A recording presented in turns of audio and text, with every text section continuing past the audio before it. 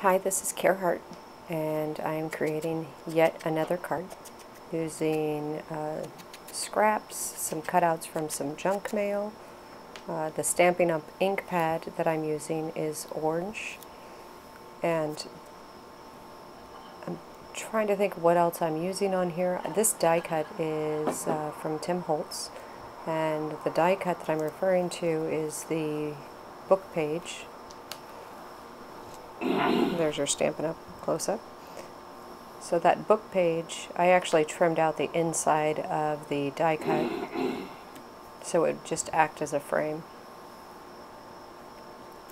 I'm using my double-sided stick tape to adhere the die cut down.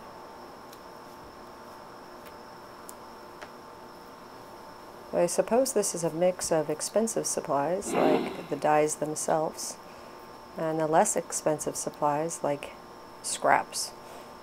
And so each one of these does feel like a work of art, using stuff some people would normally throw away,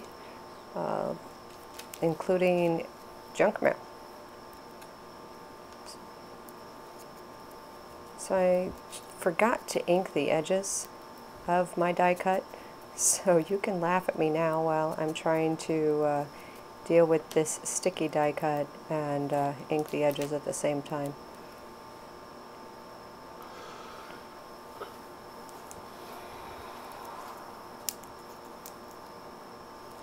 It wasn't perfectly straight. When it's thin like this, it's a little hard for me to get it perfectly straight when it's a larger thin piece. But in the end, it comes out okay.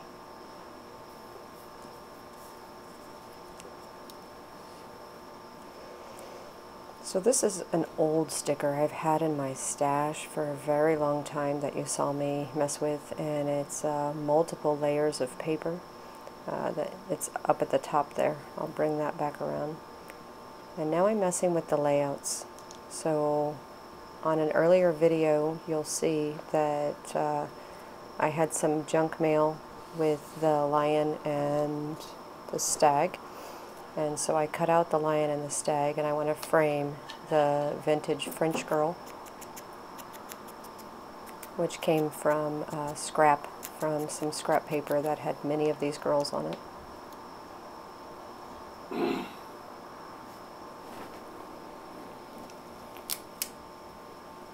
I don't end up using this piece. Originally I thought I was going to, so I actually stuck it down, trying to be better at making cards. I probably could have just left it that way now that I'm looking at it, but at the time it didn't feel like I wanted it this way. I'm just flipping through a couple of my stickers to see if any of them apply to the page, and the answer is no. But I did run across a pre-cut item that is just a punch. It's a circle punch. I don't remember the size. This was from a long time ago. It may have even come in a pack, but I don't think so, because it looks like a foam back that I would have applied.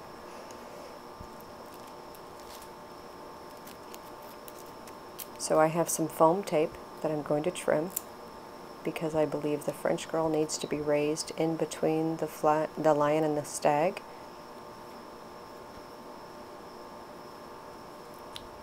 But I feel comfortable now to go ahead and glue down both the stag and the lion, because they are the centerpiece on this card.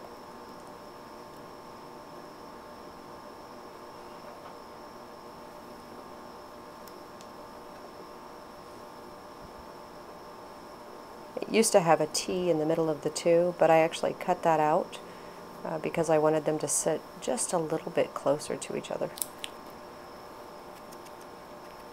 At this point, I peel up this sticker. Still think I'm going to use it. End up not using it. I think it'll go better on a school page than something like this. I'm not. Oh, I guess it wasn't fully stuck down, but it's about to be. No, don't do it. Oh, you did it. But that's okay. When I peel it up later, it doesn't damage the paper in any way. And you'd think on the vintage book page it would have, but it didn't. So I have the word courage there. Takes me back to the old times with Wizard of Oz and Dorothy and the lion and courage, so I liked using that word here.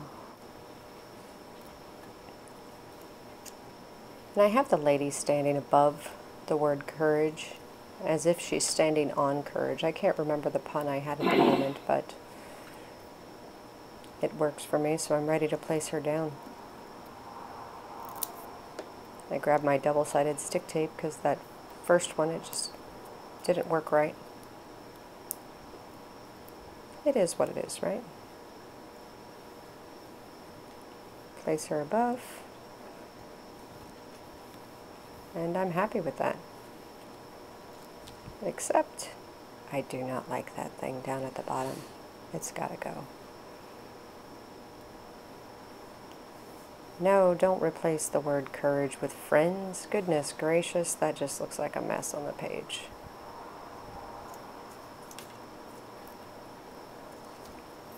I know that I don't like how it looks. It's visually not appealing, and I haven't quite figured out what it is that's not appealing. And I've left this in on purpose, because this happens to you sometimes, I'm sure. So once I decide to peel that off, and that there was no damage, if there was damage I'd put something else there, but once I've decided to peel that off, then it automatically feels better, but it's missing something down at the bottom. So because I have a stag on the page and I have these branches, I shape the branches to look like antlers. Now I'm feeling comfortable with that and I'm ready to glue them down. Oops, still messing with things. Stop messing with things and just glue it down. Okay, so now I glue it down. So I'm still using this pen, which means it's probably going to be a regular part in my stash of adhesives or drawer of adhesives. And this pen is a glue pen. If you haven't watched the other videos, it's made by Zig, Z-I-G.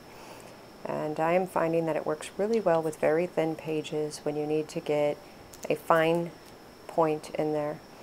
And it still gives you some time to move it around like a glue stick or wet glue does, but it's not so wet that it ever leaves a bubble. Haven't seen a bubble yet.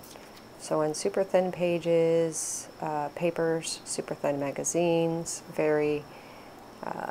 whether the paper itself is thin or your cutout has thin strips to it, it works rather well. I can't tell you how long it holds because I've only been using it for about a month. What else am I going to talk about besides what glue I'm using while you're watching me glue? But I do like how these antlers are coming up from the bottom.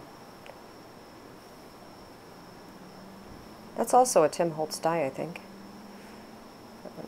Came with a leaf and antlers. It's kind of small.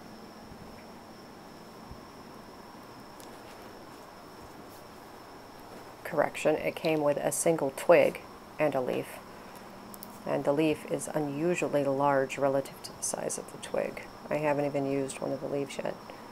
So all I'm doing now is I'm framing the inside with a simple pen. And I'm going to keep this video going because I want you to see also that I decide to mess it up on the inside on purpose, because the grungy way that I did the orange ink, I thought that the perfect pen line wasn't good enough, so I had to mess it up a bit. I'm looking and I'm noticing that the antlers down at the bottom, better known as the Tim Holtz twigs, those ones are not standing out to me.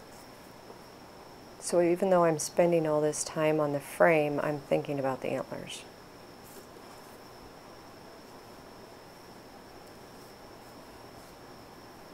I do think it adds character when you use your pen and when you use your markers on the page to give you depth. Just like if you're doing a mixed media project. Now on the main focal piece, I imagined that the light was coming from the left. So for the girl and just for the courage, I only went to the right of them. And you'll notice I do the same when I get to the twigs. And I needed that other twig as reference because it really was blending into the page for me.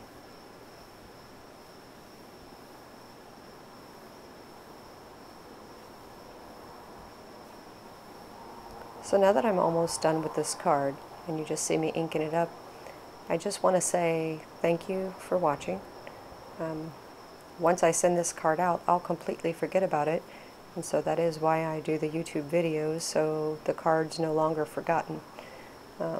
And I can reference something again. How did I do that? What was I thinking? What product did I use? I can go back.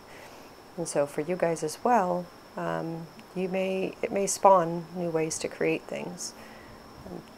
Not always using something new, mixing in the magazine pages with die cuts and scraps. We all do it, but we all do it a little bit differently. So enjoy the art. Thank you for watching, and here in a second I am going to, oh no, don't put that word on. What was I thinking? The card is done. You can see I hardly edited this one, so you can see my entire process from start to finish on creating this particular card. But here it is. It's all done. Thank you for watching.